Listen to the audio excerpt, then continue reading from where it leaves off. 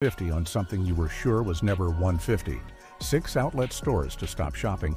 A cheaper garment built for the factory store. There's a secret mark on your outlet clothes. There's a system here, and it was never explained to you.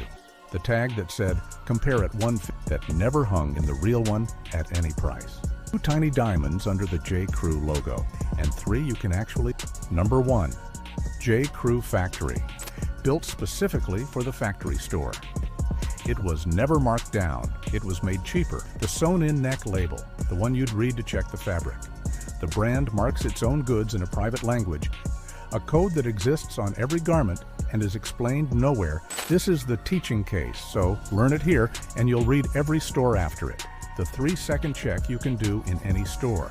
3 separate decisions, all pointing the same direction. A company only builds a private marking system when it needs to tell its own operation apart from something else, because the 2 product lines genuinely are different things. If there are 2 tiny diamonds beneath the logo, it's made for outlet. On top of that, J. Crew has faced a class action over false reference pricing that crossed out compare at number beside the goods. And think about what that code actually admits. A regular J. Crew label reads, just J. Crew, no diamonds. And the decision was that you'd be easier to sell to without it. Nothing about that is illegal. So the whole proposition is engineered. Number 2. Banana Republic Factory, the compare at of 140. Banana Republic Factory marks its made-for-outlet goods, same corporate family, same playbook, and then another 20% off at checkout on top. It feels like a landslide of savings by the time you've done the math on the second markdown, because when the regular Banana Republic runs 40% off, and it often does, the real store on sale usually beats the outlet before you buy anything at a factory store. The compare at refers to a different, better product you'll never own. That's what makes the first one work. A true discount stacked on a false one launders the false one. And it's the most useful thing in this video. The trip you took to save money would have gone better at the mall you drove past. Read the composition tag, not the compare at.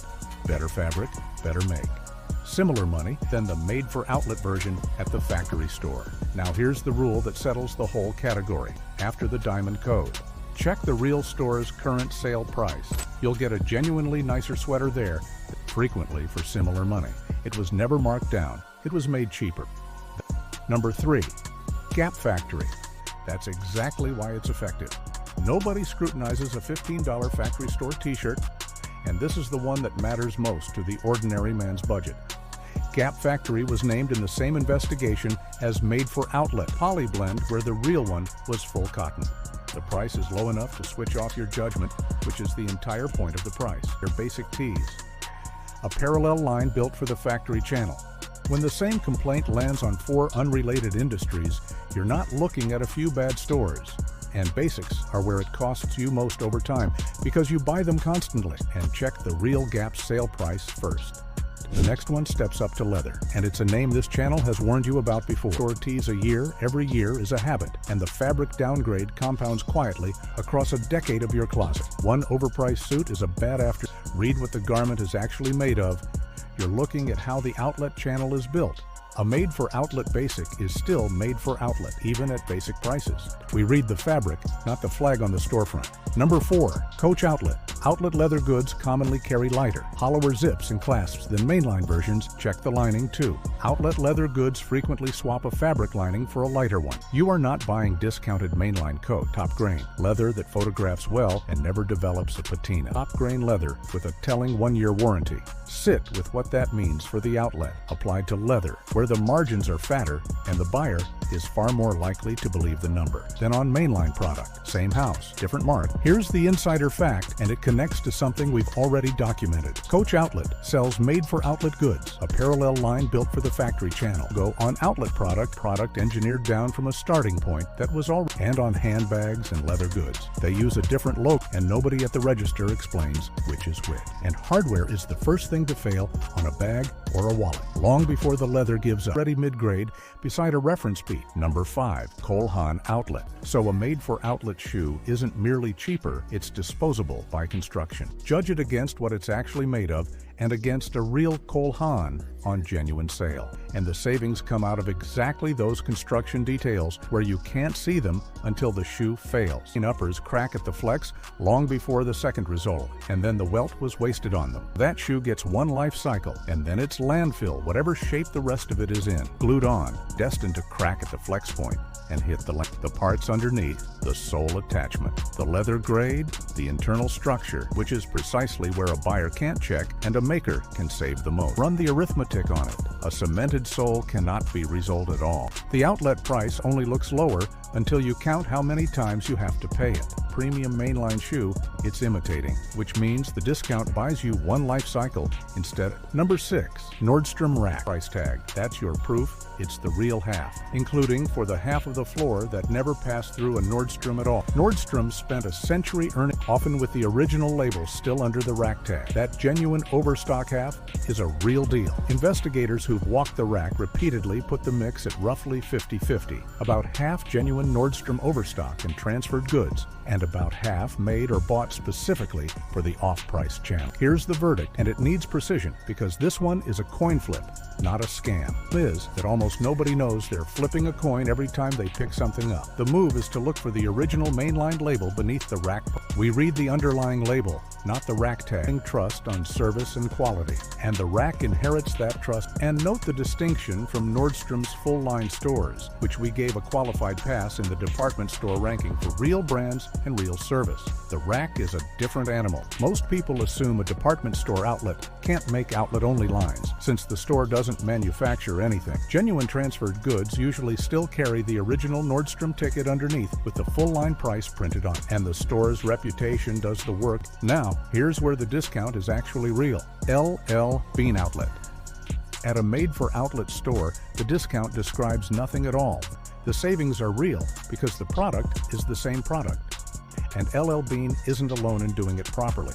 That's what an outlet is supposed to be. Real goods that genuinely didn't sell. And it costs them margin every year to keep making it. There is no parallel made-for-outlet line.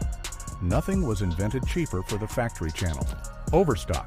Returns brought back to sellable conditions. Once sold in a regular LL Bean store, or that's a decision the company made and stuck to while nearly everyone around it went the other way. And the same company stands behind it.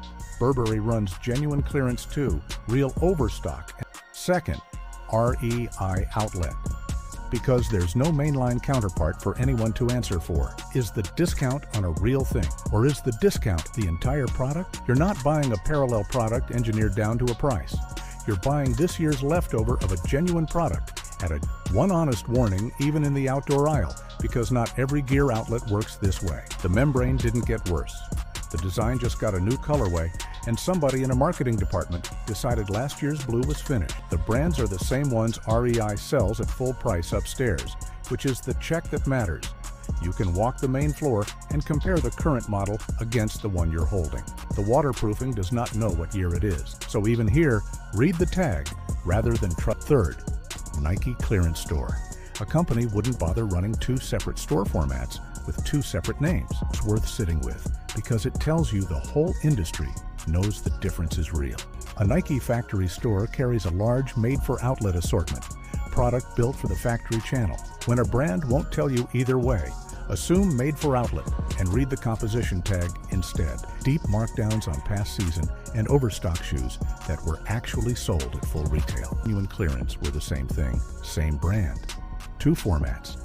Nike runs two different kinds of outlet, and the sign over the door tells you which one you're in. One selling you a cheaper parallel product. So a brand that declines to market has chosen not to tell you something it knows perfectly well. If it says factory, assume made for outlet until the tag proves otherwise. But a Nike clearance store is genuine clearance, opposite propositions. And this is if made for outlet and one selling you real leftovers. Some brands don't code their outlet goods at all. Polo, Ralph Lauren, and Tory Burch among them. Every brand knows which line a garment came from. Burning gas and a Saturday, check the